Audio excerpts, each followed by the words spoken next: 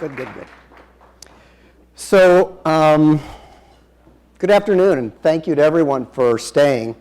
What I'd like to do for the next 10 minutes or so is just tell you a quick story about how at Northwell we are reviving people in the emergency department who might otherwise be given up for dead.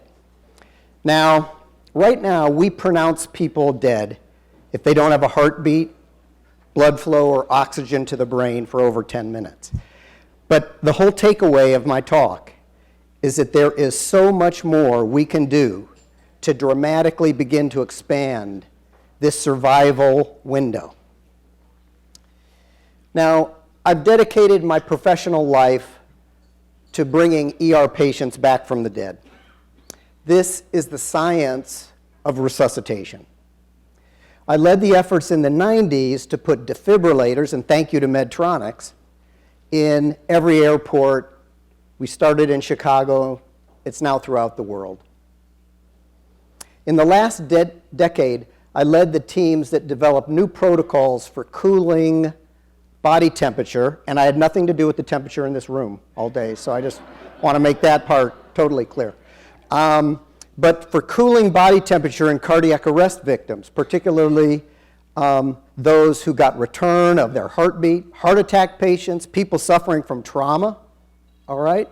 Now, this cooling technique is particularly practical and important for children. And later today, you will hear a first-hand story from a real patient who survived temporary death because of these techniques. It's a dramatic story. It illustrates how far medical science has come. The science is thrilling, but ultimately, it's about the patients that we care about. 3 years ago, I came to Northwell in order to bring these life-saving technologies to more people using our large clinical network. You've seen the maps of our 23 hospitals, and to explore the next frontier in resuscitation science, which centers on reversing death at the cellular level down to the mitochondria. Now, our current understanding of resuscitation and what we do, it involves, I hope everybody knows, high-quality CPR, you know, the pumping thing. I hope everyone knows that. How to defibrillate, the zapping thing, and cooling.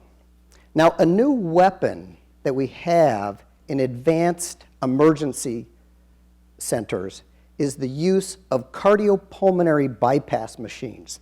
These are heart-lung machines. They're known as ECMO. And they now have the ability to restore life, particularly for those that our other therapies no longer work for.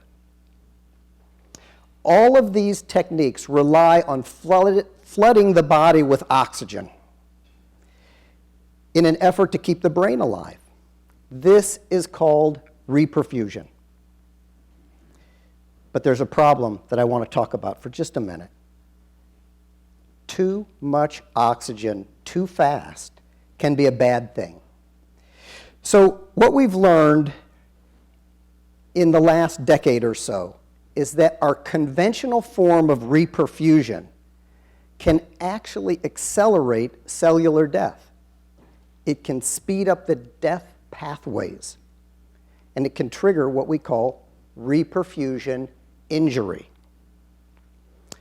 We now believe that much of the brain death and brain injury that occurs after a person has had a cardiac arrest is due to this reperfusion injury. That is, too much oxygen too fast.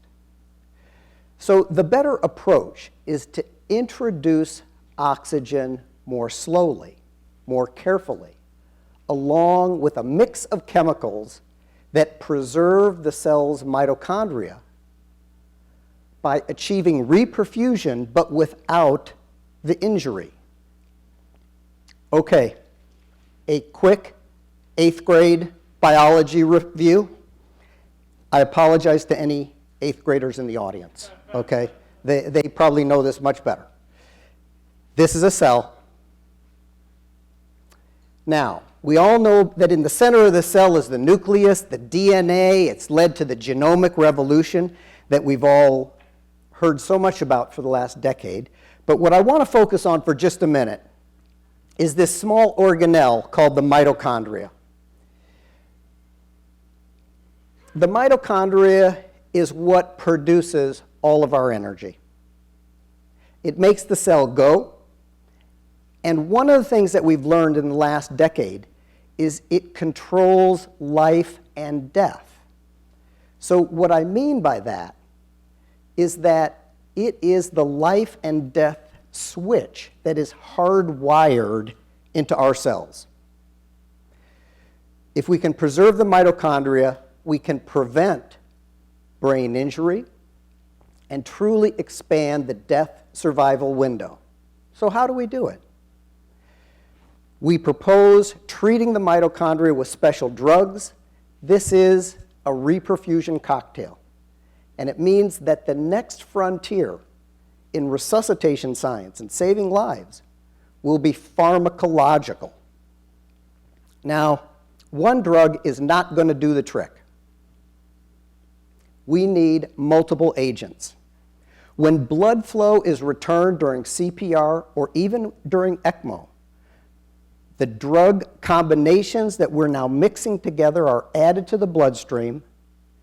They target the brain, and they will allow for a full recovery of neurological function. And you can see that this recipe that we put up here, sort of a schematic, it involves some things you've all heard of: free radical, antioxidants, some mitochondrial medicine, things to promote metabolism. And what we do when a victim has a cardiac arrest is we rapidly put those drugs together. We drive it through a cardiopulmonary bypass machine into the patient, where it goes up to the brain. It can target the preservation of the brain, targeting the mitochondria. And we know that this is a major revolution to the way we think about resuscitating individuals. So let me sort of draw this together, conclude. We have made huge advances in the field of resuscitation. We now have ECMO. We have cooling. We're developing the critical pharmacology that can now focus on the brain, which is really the ultimate target of resuscitation. We're seeing how we can put all of them together, the cooling with the ECMO, with the cocktail. We now have patients that have been restored to life after coming into the emergency department who otherwise would have been declared dead. The death survival window is rapidly growing wider. Now, as I said, I came to Northwell because I really wanted to get this, if you will, out of the ivory tower and into a large clinical network. And you know that we are now getting ready to bring this technology to all of Northwell's 23 hospitals, but we want to go much further. And we are now developing a global network of advanced resuscitation that will be worldwide, and we aspire to bring these new technologies to the world.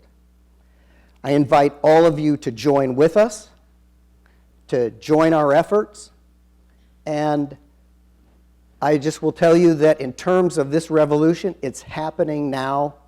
Please join with us. Thank you very much.